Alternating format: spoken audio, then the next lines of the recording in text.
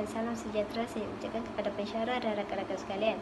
Nama saya Huzaini binti Murad, pemegang kad matrik T202020097242.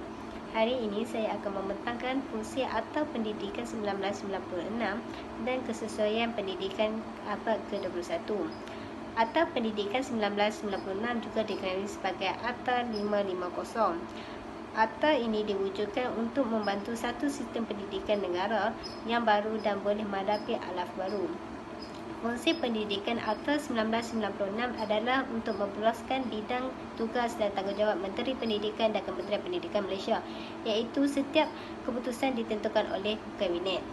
Fungsi dibahagikan mengikut 4 peraturan, iaitu peraturan berkaitan institusi pendidikan, peraturan berkaitan kurikulum, peraturan berkaitan bahan pendidikan dan peraturan berkaitan masyarakat. Bagi peraturan berkaitan institusi pendidikan adalah sebagai contohnya pendidikan khas. Menteri boleh mengadakan pendidikan khas di sekolah khas atau sekolah menengah dan rendah. Bagi peraturan berkaitan kurikulum, sebagai contohnya adalah kurikulum prasekolah kebangsaan, iaitu semua tadika wajib menggunakan garis panduan yang diletakkan oleh kurikulum prasekolah yang dikeluarkan oleh Kementerian Pendidikan Malaysia mengikut Seksyen 2022. Bagi peraturan berkaitan bahan pendidikan adalah majalah sekolah dan bahan multimedia. Sebagai contohnya, majalah sekolah tidak memudaratkan penyelenggaraan disiplin atau keselamatan awam dan harus mendapat kebenaran daripada pengetua ataupun guru besar. Peraturan berkaitan masyarakat pula sebagai contohnya ialah Persatuan Ibu Bapa dan Guru atau dikenali sebagai PIBG. Semua sekolah wajib menubuhkan PIBG untuk memupuk kerjasama antara pihak sekolah dan waris murid bagi membantu kebajikan dan kemajuan murid-murid. Sekian, terima kasih. Hai, Assalamualaikum. Saya Dayangku Putri Balkis binti Awang Musa memegang nombor matriks D202020097243. Saya akan menerangkan serba sedikit berkaitan dengan peranan Akta Pendidikan 1996 terhadap perkembangan pendidikan di Malaysia. Antara peranan Akta Pendidikan 1996 terhadap perkembangan pendidikan di Malaysia adalah dengan menjadi garis panduan atau rujukan. Seperti yang kita sedia maklum, Akta Pendidikan 1996 ini diperkenalkan bagi memperbaiki kelemahan yang telah dinyatakan dalam penyata sebelum ini. Contohnya, mengutamakan ilmu pengetahuan, kerana ilmu pengetahuan menentukan utama arah tujuan negara dan penyelamat bangsa. Oleh itu, sistem pendidikan kebangsaan telah dimantapkan bagi generasi muda sejajar dengan perubahan masa agar dapat menjadikan Malaysia pusat kecemerlangan pendidikan yang bermutu tinggi. Peranan Akta Pendidikan 1996 yang seterusnya adalah bagi membentuk sistem pendidikan yang sistematik. Dalam Akta Pendidikan 1996 ini, konsep sistem pendidikan kebangsaan telah dimantapkan dari semua peringkat persekolahan, iaitu dari peringkat prasekolah sehingga ke peringkat pendidikan tinggi. Sebagai contoh, sekolah kerajaan, sekolah bantuan kerajaan dan juga sekolah swasta. Pendidikan khas juga telah diberikan tumpuan dan kepentingan semua kaum diambil kira agar negara kita dapat melahirkan individu yang berkualiti. Peranan Akta Pendidikan 1996 yang terakhir adalah dengan memberikan kesaksamaan peluang pendidikan di Malaysia. Hal ini bermaksud setiap warga negara Malaysia mempunyai peluang yang adil dan sama rata tanpa mengira kaum dan juga budaya.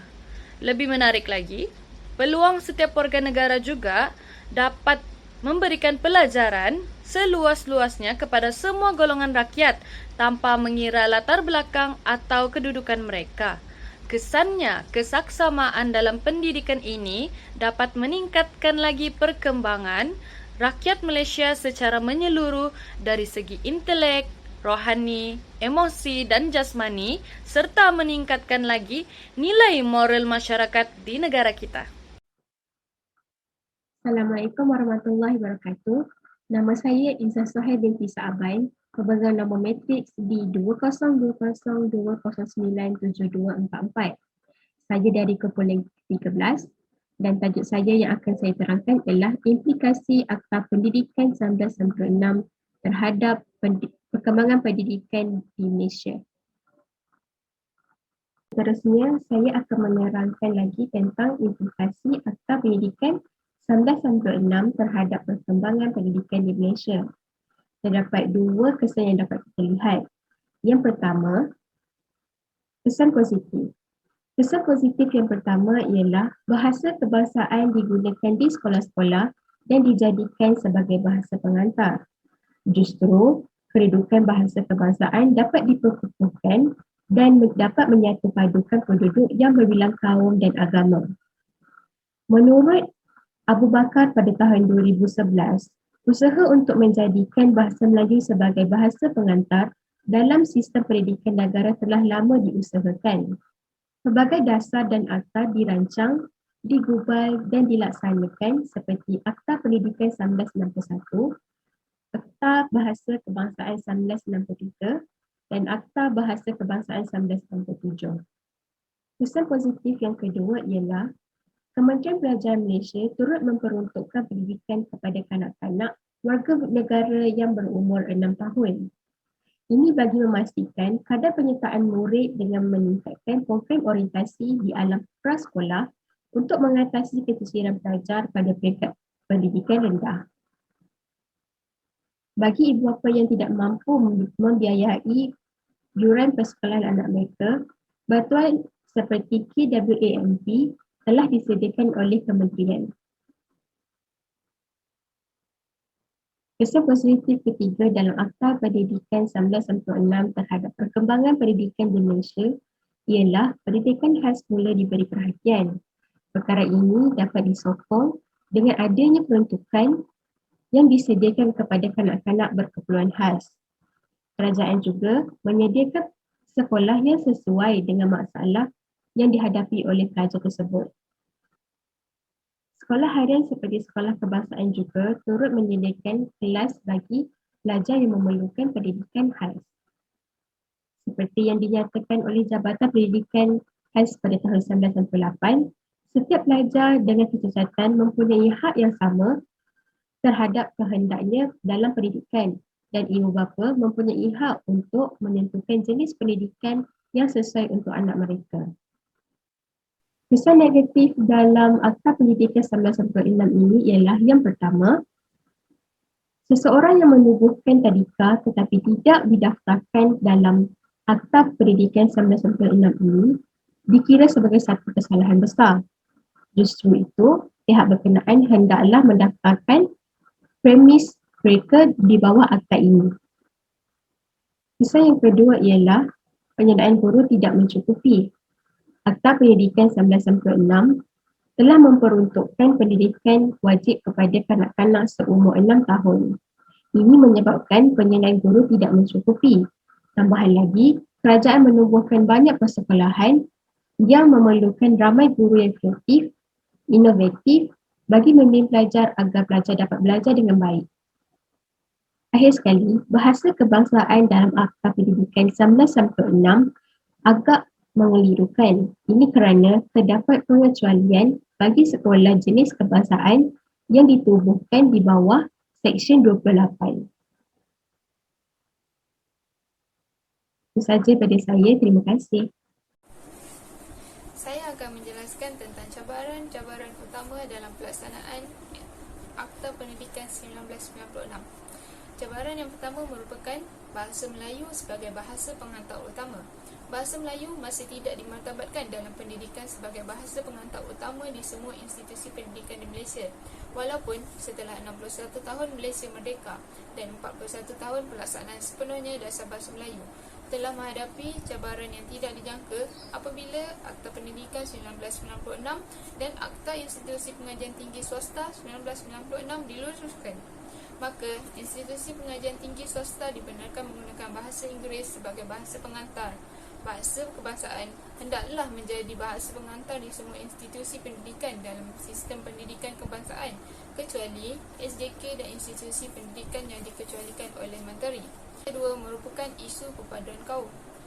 Cabaran pelaksanaan Akta Pendidikan 1996 di Malaysia kerana mempunyai pelbagai kaum dan etnik.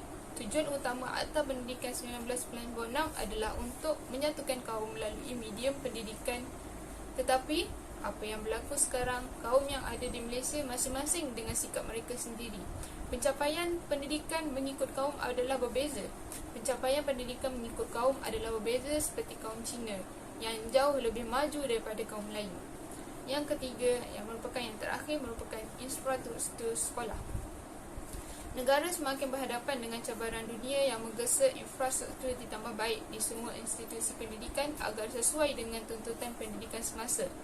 Kekurangan dana atau masalah pemberian dana yang mencukupi oleh kerajaan menyukarkan pihak sekolah untuk menaik taraf serta membaiki kekurangan yang ada di sekolah. Kesimpulannya di sini, Akta Pendidikan 1996 diwartakan bagi membolehkan show-show yang dikemukakan dalam Laporan Jawatan Kuasa Kabinet 1979 dan perubahan pendidikan semasa dilaksanakan.